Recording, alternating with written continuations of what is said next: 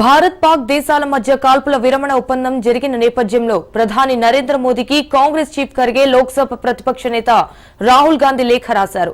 ప్రస్తుతం దేశంలోని పరిస్థితులు, జాతీయ భద్రతా పరిణామాలపై చర్చించేందుకు పార్లమెంటులో ప్రత్యేక సమావేశం ఏర్పాటు చేయాలన్నారు. సమావేశంలో పెహల్గాం దాడి, అలాగే ఆపరేషన్ సింధూర్, కాల్పుల విరమణ, అమెరికా అధ్యక్షుడు డొనాల్డ్ ట్రంప్ ముందుగా దీనిపై ప్రకటన చేయడం వంటి అంశాలపై సమావేశంలో చర్చ జరపాలన్నారు. ఇది ప్రతిపక్షాల ఉమ్మడి రిక్వెస్ట్ అని తెలిపారు. ప్రస్తుతం మన ముందున్న సవాళ్లను ఎదుర్కోవడానికి సమిష్టి సంకల్పాన్ని ప్రదర్శించడానికి ఈ సమావేశం ఒక అవకాశమన్నారు కాంగ్రెస్ అగ్రనేతలు.